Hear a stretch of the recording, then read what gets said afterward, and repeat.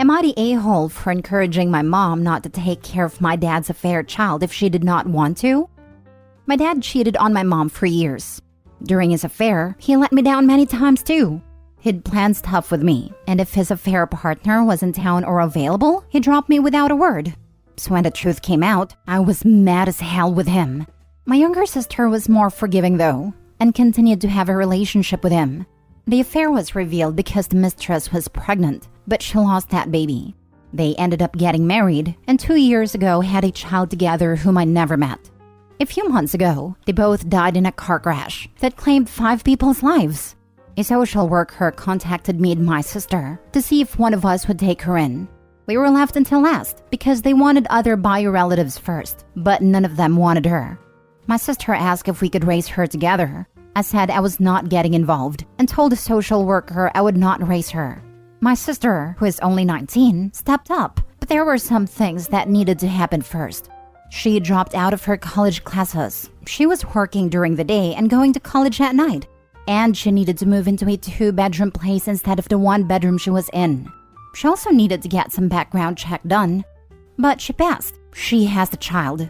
And now she's having a hard time with childcare. She knew I wouldn't say yes, so she asked our mom. Begged our mom. She told mom if she loves her, she'll help her. And that she'll start opening her heart up to her little sister who is part of her girls, even if she hates our dad still. My sister laid on a guilt trip to her. Mom said she needed to think, so she called me, told me she didn't want to do it, that she hates the thought of having that child in her home and caring for her. But she knows it will ruin her relationship with my sister if she doesn't. I told her she shouldn't do it. That not only she would not be a good fit for one, but she would also be miserable. And while my sister might not hate her, she could end up resenting them both. She agreed with me and told my sister she would not watch the child. My sister called and asked if I had anything to do with it. I played dumb and said I didn't know what she meant. She said she knew that was a lie because mom was so close to doing the right thing, and suddenly she's firmly no. She called me the C-word, a witch, said I was heartless, that one day she'll tell our little sister everything and will make me face up to my rejection of her and my lack of care for her. I told her I owe the child nothing, and I would not apologize for telling mom to do what she wants. My sister then said I was cold-hearted and cruel, and I don't seem to care about her either. I told her I cannot pretend to care about the child dad created with his affair partner, and that she would rather me stay away. She said it didn't mean I needed to push mom to refuse to help her either, that I was still an ass for that. Am I the a-hole? Not the a-hole. And honestly, I'm surprised CPS gave your sister custody considering she is 19, basically a kid herself. Not blaming your mother in the slightest for not wanting to do anything with the affair child of her ex-husband. Your sister is the one to blame for taking on a kid she wasn't financially ready for. I think they just did everything to keep her with a blood relative. Plus, my sister was willing to fight to take her. If your sister was willing to fight to take her, then she should have been prepared financially and had a proper education to fund having a child. She felt morally obligated to take in your late father's child. Maybe this is her way of still being with her dad? It might be selfish of her to do that, but I don't know. All I know is she took on the responsibility and is now asking your mother for help who did not sign up for this at all. Not the a-hole. You and your mother made a decision that you would not care for the child. Your sister is angry because she assumed that she'd be able to get someone to help her, but she can't. I don't envy her position at all. She's essentially a single mom at 19. And I feel bad for the kid who needs stability and safety and unconditional love. But she doesn't get to decide right from wrong for you and your mother. And she certainly doesn't get to manipulate your mother into caring for the living representation of your father's betrayal. It's honestly in the kid's best interest that you and your mom don't care for her. Kids are perceptive. They know when they aren't liked or wanted. And she absolutely doesn't need that right now. Anyone who plays the "if you love me you'd" card is almost always a shameless manipulator, and therefore the a-hole. I think my sister assumed we'd change mom's mind once she had taken the child on, or maybe that mom would be willing to help her out fully. She thinks I was wrong for saying no already. This is all making her angrier, because she claims she's our family. I know she's always had a relationship with a child, but I have never even met her, and I don't plan on that changing. I know my sister doesn't like that, but staying away is the right thing. Because, like you said, kids know when they're not wanted. Next story. Am I the a-hole for not being an active grandparent? I, male 47, have a son Jake, male 26, who has his own son Mike, male 5. Jake's mother and I only had a short-term relationship, and it was an accidental pregnancy. To be blunt, I never wanted to be a parent, particularly not at 21. However, Jake's mother did, and it wasn't my decision. Although we have always kept the peace, things have always been icy between us due to that. However, I always tried to do right by Jake. I would have him over other weekend and for a month during the summer. Would do my best to deliver on anything he asked of me. Treated him kindly and tried to be a good father. Then, at a certain point, his mother married a guy Jake hated, and I had him move in with me once he was 13. I won't lie, I wasn't cut out to be a parent. I love Jake, but I just hated parenting. I did it anyway since he was my son. We have a very good relationship, and I've never shirked any responsibility to him. Jake also became a father at 21. However, he was all for it and is happily married to Mike's mother. I also got him into my electrician's union and had him set up on some good jobs. So, he was on much better footing than I was for a child. Back then, we had a long talk, and I told him, Jake, being a parent is a very different life. It is hard, exhausting, and on a day-to-day basis. You don't really get to do what you want to do very much. It will be a very long time before you don't have that kind of responsibility anymore. Then, the conversation turned to how I'd help him. I told him no, I am retiring from parenting. I am turning back to my own life. He has his own home, union job, is engaged, and adult enough to decide to have a baby. He's the adult now. He's the parent. I'll be around, and if there are any emergencies, obviously I'll do what I can. But I won't be an active grandparent. I've largely held to it. I have been doing a lot of travel, I have a girlfriend, hobbies, and to be blunt, I'm doing all the things I didn't get to do in my 20s. Do I see Jake and his family? Yes. However, I rarely agree to babysit. Jake resents that I don't go to Mike's games because they tend to conflict with my weightlifting club, and that I'm pretty hands-off with Mike. Things came to a head last week when Mike had a baseball tournament and I refused to go because I had plans to take scuba class with my girlfriend, which admittedly could be rescheduled.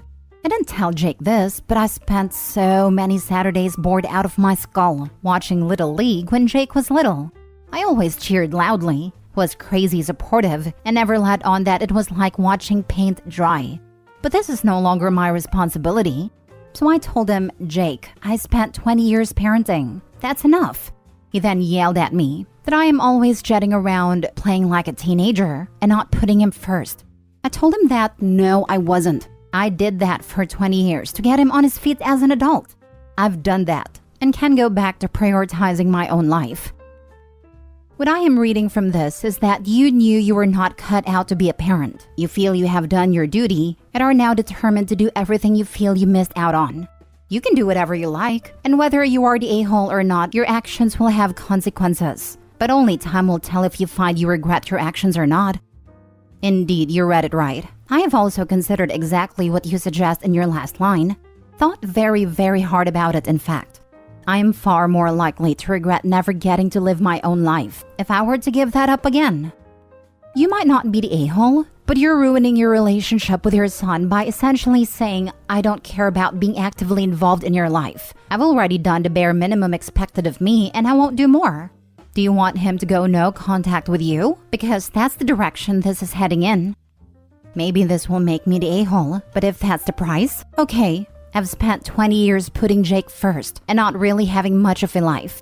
I didn't get on a plane to Thailand and change my name. I didn't tell his mom I don't want to be a father, so if you have a baby, I'll pay child support but leave me alone. I was a very active parent. Jake was raised into a fully functional adult with a stable, steady job, his own home, and his own wife and baby. I did it because I fathered a child. He couldn't take care of himself, and it was my responsibility. Jake is fully able to take care of himself and Mike, as is Mike's mother. If I need to give up the next 20 years and be daddy again, no. I'll only do it once. This time, I'm proverbially getting on the plane to Thailand. The price is too high, I've done my duty and hung up my parent hat.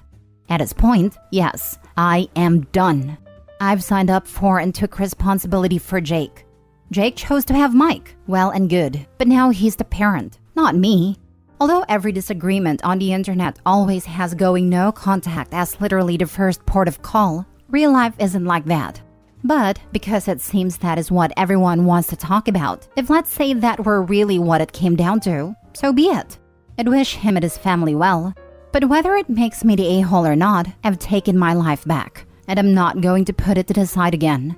If the choices are I walk off into the sunset or I have to be a daddy again, I'm walking off into the sunset. Nobody has threatened such a thing, nor is anyone talking about it. But this, being the internet, it is the go-to that everyone says immediately. I hope things don't go that way. I don't want them to go that way. But if those are the terms, that will be my choice. Next story. Am I the a-hole for crying, causing a wedding to be called off? I'm 31, female. I have a friend named Anna, 35, female, and Alex, 33, male, has a 7-year-old daughter named Frankie who has a severe peanut allergy. Alex is very protective of Frankie and takes great precautions to ensure her safety. One day, Anna and I decided to go to a restaurant, and we informed Alex beforehand. He explicitly told us to make sure that there were no peanuts in the food. Unfortunately, in the midst of ordering our meals, I completely forgot about Frankie's allergy, and she ended up eating something with peanuts in it. This resulted in Frankie having a severe allergic reaction and requiring immediate medical attention. Upon learning about the incident, Alex understandably became angry and upset. He directed his frustration towards me and Anna, stating that we should have asked about the presence of peanuts in the food. Furthermore, he expressed that he no longer wanted me around Frankie if we couldn't be more responsible. I busted out in tears. This argument escalated, leading to a major fight between Anna and Alex and ultimately causing their wedding to be called off. Now both friends and family are placing the blame on me, stating that Anna and I should have been more cautious and that I ruined the wedding because I'm an idiot who doesn't listen. Info. Were you the only one ordering? Could Anna have identified that there was peanut in the food? Why did the argument escalate? Why did you not simply agree you had been irresponsible and agreed to not be around Frankie? Anna told me it escalated because I was the one who ordered the food, because Anna had to relieve herself and she was in the bathroom when I ordered it. And Alex said he doesn't want me around because he reminded us in the car before we went in a restaurant to check for peanuts. How long was it between this reminder and ordering that you managed to forget something so important? I'm guessing it was minutes, not hours, which makes your failure exponentially worse. Do you usually forget things so quickly? If so, you need to talk to your doctor about these lapses, since a little girl could have died because you have holes in your memory. You're the a-hole. I love how you purposely left out that you are the only adult at a table at a time of ordering. You are 31. If you think you can shake off any responsibility with "I just forget" and "I'm not good at listening," you might need to be accompanied by an adult to navigate daily tasks. You're the a-hole. You could have killed that child. Opie also left out the fact that the dish was Kung Pao chicken. So literally a peanut chicken dish after having been told right before on the phone to not forget about the peanut allergy. Last story. Am I the a-hole for telling my sister's friend I'm married after being widowed for 20 plus years? I lost my wife, Lana, 20 years ago after the birth of our son. Lana and I were childhood sweethearts who saw ourselves growing old together. She was my everything, but during her pregnancy, they discovered she had cancer. And because she was already terminal, she dedicated the final months of her life to giving birth to a healthy son and making sure he and I would be okay. She died hours after he was born. The pregnancy, as well as the delivery, C-section, weakened her significantly, only living long enough to get one photo with him. It was such a painful time, and I always knew I would consider myself married until I pass away as well. This was difficult for my family to understand. I was 26. They felt I was young enough to bounce back fast and remarry and continue life with a new family and new love. But that never held any interest for me. I've never taken off my wedding ring. I've been asked out over the years and I always say no. And if pushed, that I am married, and people rarely ask questions. Over the years, my family have introduced me to women who they think could be the one to change my mind. It is something we have disagreed over. They even asked my son if he wouldn't like a new mommy when he was little, and it resulted in no contact for a while. They eventually apologized. My sister and her husband celebrated 30 years of marriage last month, and they threw a party with family and friends. My sister invited a friend of hers along who I have never met. She started talking to me during the party and mentioned that my sister said we would be perfect for each other and how she was excited for us to spend some time together after the party. I asked her what she meant by that, and she said we were going out to dinner, just the two of us, right after. I told her I never agreed to that, and that I told her I was married.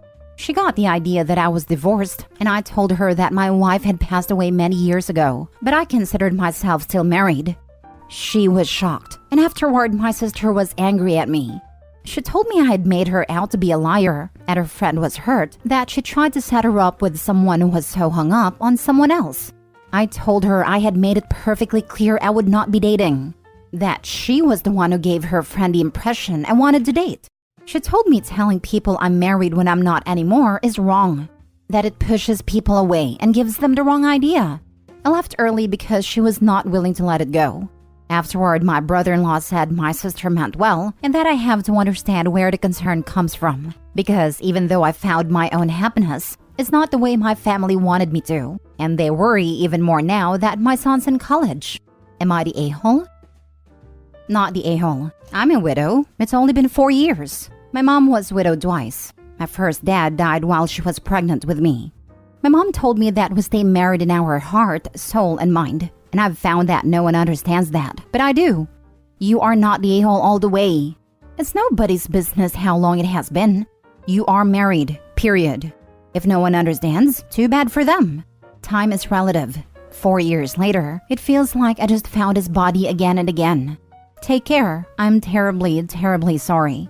Your wife must have been as amazing as you. Be strong. It's the most terrible pain, incomprehensible pain. I'm so sorry for your loss. Not the a-hole. Good for you. Other people should concentrate on their own lives. Even though I found my own happiness, it's not the way my family wanted me to. So what? You're happy. I am happy for you. Why can't they be?